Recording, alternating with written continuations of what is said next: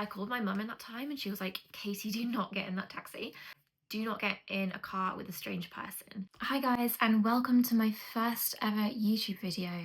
That is insane to say and kind of feels awkward, but I'm hoping we get past that. I just wanted to come in here and talk about traveling solo, particularly if you have anxiety and if you don't think it's possible for you, because I am living proof that it is 1,000,000% possible, because it was something that I never ever thought I'd be able to do. So my life has drastically changed in the past 7 years, which is when I went. In that amount of time, I met my partner, who is now my fiance, and we have a little baby girl.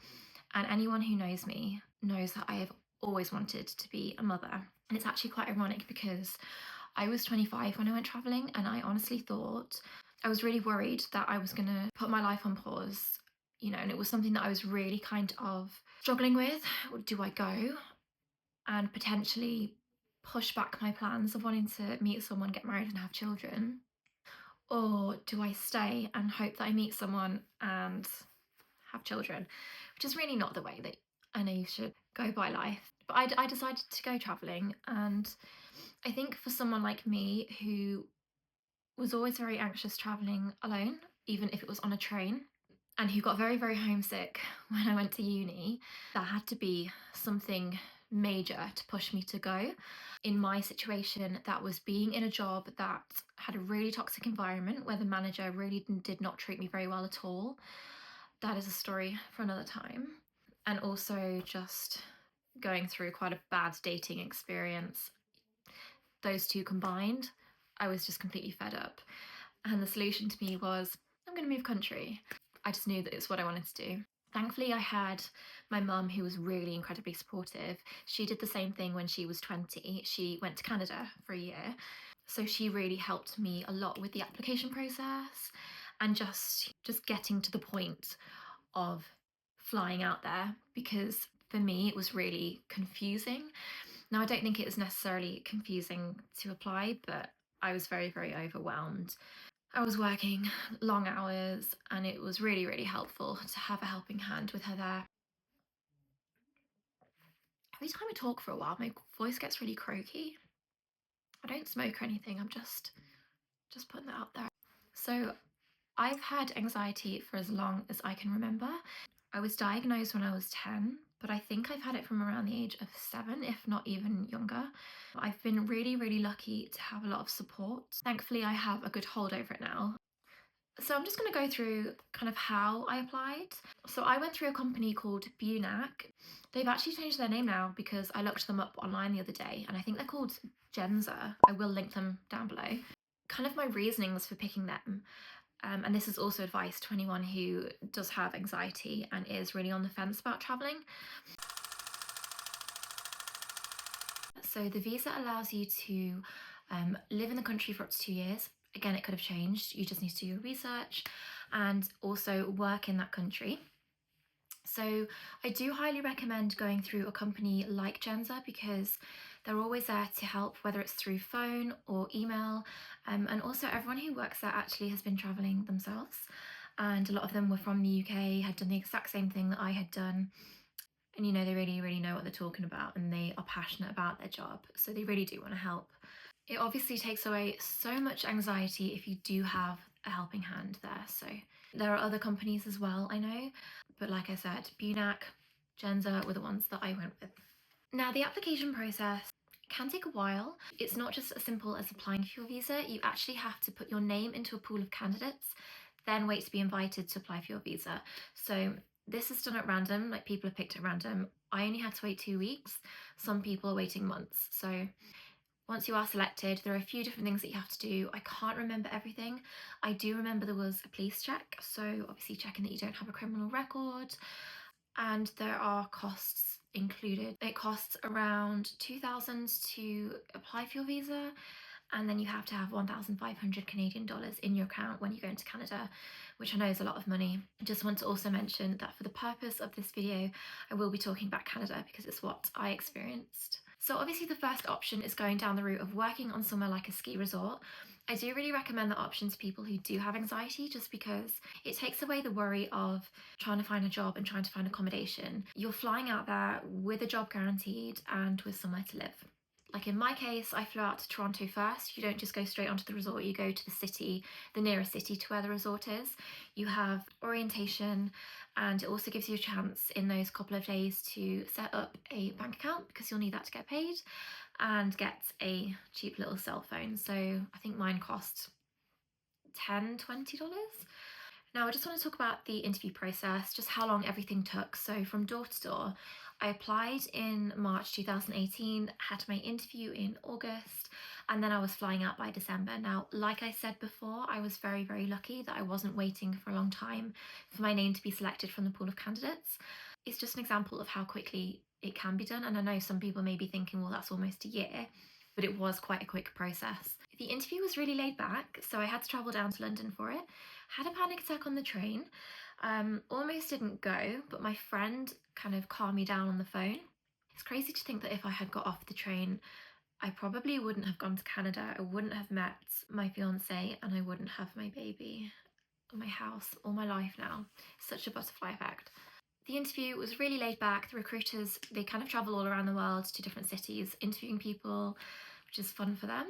It wasn't like your average job interview, like where it's really formal, really serious. I can't remember exactly what they asked me, but I do remember they asked me some sort of question that was along the lines of, tell us something really interesting about yourself. And I mentioned how I really want to go tornado chasing, and they were like, wow, that is really, really cool. And they told me there and then that I got the job. I was under the impression that everyone kind of knew towards the end of their interview, like if they had the job or not. So you really leave knowing where you stand.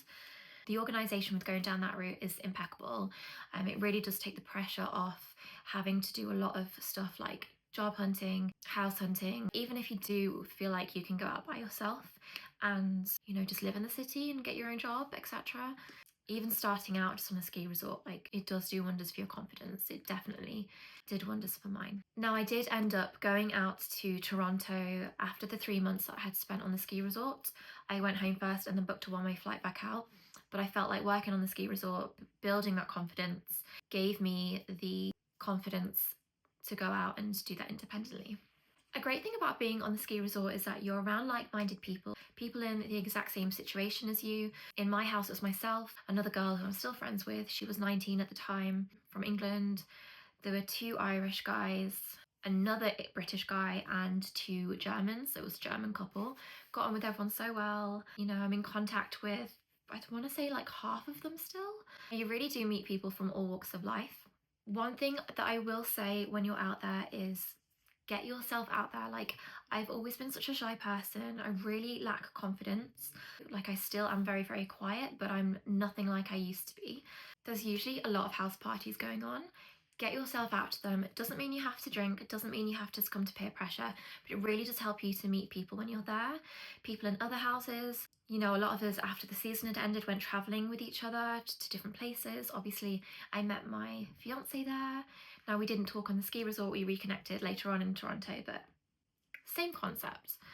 Something that I was really, really nervous about was flying. I used to love flying, and then as soon as I got panic attacks, I would just feel very claustrophobic on airplanes and get really panicky. So flying alone was something that I was terrified for, and the month leading up to when I was going, I was just, you know, I couldn't stop thinking about it and I couldn't stop catastrophizing. I had a lot of anxiety with that month leading up to when I left. I would even be waking up panicky, and I think my subconscious knew that I was about to have this big life change.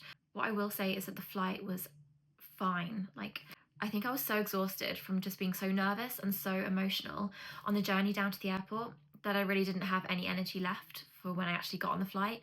Once I'd said goodbye to my mum, which was horrendous for both of us, once I'd got through security, done everything else at the airport, you know, when I was finally sat on the plane, it was almost like a relief. And I was on a full flight, which usually for me is very triggering because I don't obviously, you know, claustrophobic and everything. Just some tips that I have if anyone is nervous about flying. This is what helps me. Obviously, everyone else has their own coping mechanisms, but this is just a few things that I find useful. distract yourself. So whether you bring a book, obviously the flight has, long haul flights will usually have televisions on the back of the seats, with films, TV programs and games. Listen to music, anything that will take your mind off thinking about all the bad things. Usually reading helps me, or watching a film. Another thing that really did help to calm me down was just knowing that the cabin crew are there to help you. So it is their job to keep you safe and to keep you happy. And I don't mean that in a, oh, they have to do what I say sort of way, because I have worked many customer service roles. I just mean if you're anxious, they're there to help you. They deal with flight anxiety probably every day. They deal with just people who are anxious in general. It always put me at ease to know that I would likely be able to get out of my seat, walk to the back of the plane just if I needed any privacy, and probably just talk to someone who worked there just to help me calm down a little bit. When you get to the airport, I just want to give a little warning. I don't think anyone will need this. I shouldn't have needed this warning, but I'm just a people pleaser and I was so naive. I was approached by a man in the airport who told me he was a taxi driver and said, come on, you get in my taxi. And I didn't want to hurt his feelings, which is terrible. And I was like, okay. Looking like, I was saying to myself, I would never have gotten in. I was just saying, okay. But looking back, because it was so long ago, I really don't know what I would have done. Obviously I didn't get in the taxi. He told me to wait around because he was like, I have to just go and do something. I called my mum in that time and she was like, Katie, do not get in that taxi. And I ended up walking away. There will be legit taxis outside the airport in an official taxi rank, or there'll be a line of them. Just do not get in a car with a strange person. I think it's especially important saying that, especially for young women who are traveling.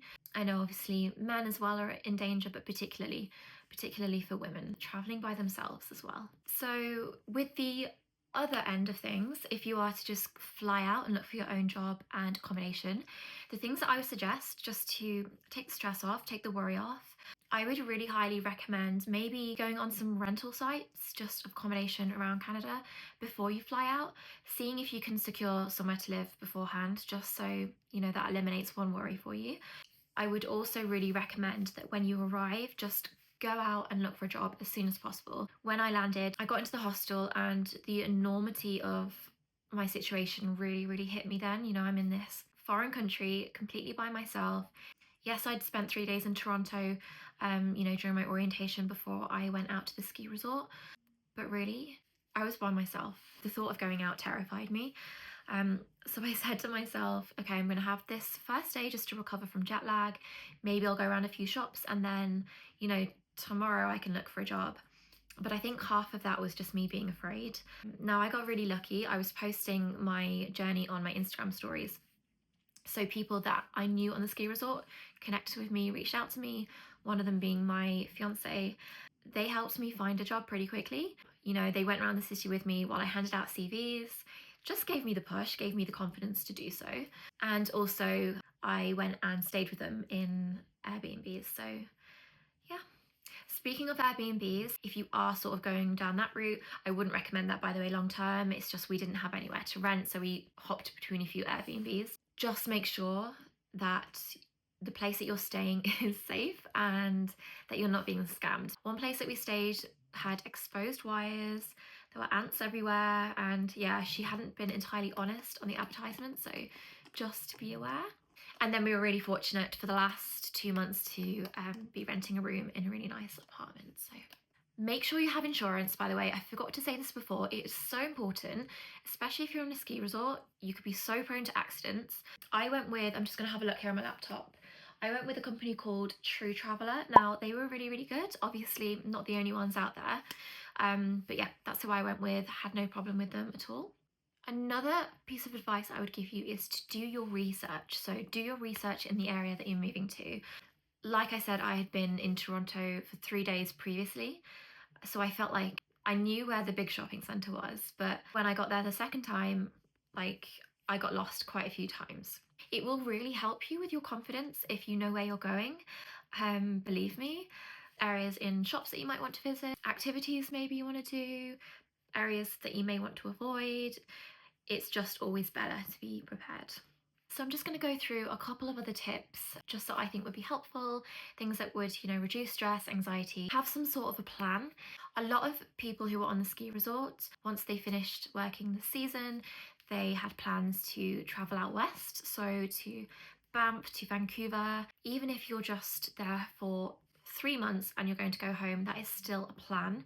Having that plan in place, having that structure gives you just a bit more security. I don't know about you, but if I don't know what's happening in a week, in a month, I feel really uneasy. So number 2, say yes to things. Now, say yes to things within reason. Don't say yes to getting into cars with men who claim they're taxi drivers, but say yes to trying new foods, to trying new activities, maybe things that you would never consider doing before. You never know, you may pick up a new hobby, you may have a love for new food. Say yes to going out with people that you don't really know very well, as long as they're not weirdos, people who are on the same resort as you, etc. You may meet new friends. The third thing I just want to note is just to have patience with yourself. So you are more capable than you think you are. Honestly, you may think that you can't do this, but you absolutely can. I thought I couldn't do it, and I could. Like I said, it just took me a bit of a push, which was awful job, bad dating experience. That was enough to make me do it. And when I was 13 years old, I was having multiple panic attacks every day, couldn't leave the house without having them. And I never would have thought that I would ever, travel around a different country, let alone by myself, and then end up living in a different country permanently. Little side note, I live in Ireland now, so I will get to that as well. The fear of the thing was worse than the thing itself. And I think that a lot of people will find that the build up to it is so much more terrifying, and just that feeling of dread, just that looming dread is so much worse than when you're actually out there. I think the mind is very clever, it plays tricks on you, and don't always listen to it. The reality is often just very different, so much better. Take it from someone who knows. You just never know as well what's going to happen. So when I was on my flight, which again I was really terrified about, I was sat next to a man who was kind of intimidating, like in his the way he kind of carried himself. So I had this like preconception about him as being intimidating, very stoic, and then he ended up offering me his chewing gum just randomly in the flight. And I know it's a really small thing. It just really goes to show you that you should never judge a book by its cover. People surprise you. You will meet people from all walks of life. The world is so much bigger than you realise. There's so much out there to discover. Don't let anxiety hold you back. The last piece of advice that I would have is just to enjoy every second. Life is so short, which I now know. It was 6 years ago that I went travelling. It's just gone like that. Now that I'm a mum to a 6-month-old, it only feels like yesterday she was a newborn. We only have this one life, unless you believe in reincarnation, but you get my drift. It's just too short to be wasting it not doing the things that you want to do, not doing the things that you love, not doing something because anxiety is getting in the way. And I'm not forcing anyone to do anything they don't want to do. I'm just trying to tell you that you are capable. And if you want to go for it, and it's just anxiety from stopping you, you may be pleasantly surprised by what you can do. It transformed my life. I was so afraid that I was going to be the oldest person there. I was 25 when I went. I wasn't the oldest by a mile. There were people younger than me, there were people my age, and there were people older. I thought that I was going to put my life on hold. I ended up meeting my fiancé, and now we have a baby and a house. I also live in Ireland now because that's where my fiancé is from. I've been here for nearly 6 years. That's crazy. I feel like I say crazy a lot. What I'm trying to say is you really, really don't know what opportunities you're going to be presented with. You really don't know what's around the corner, and you really don't know what's going to come of it. And I think that's really, really exciting and thrilling. And yeah, I still have anxiety. I'll always have it. It's just a part of who I am. But I think the important takeaway is to not let it stop living your life. That's all for now. Thank you so much for watching my video. I would really appreciate it if you could like this video and subscribe. I would love to build a community on here, and hopefully see you again soon.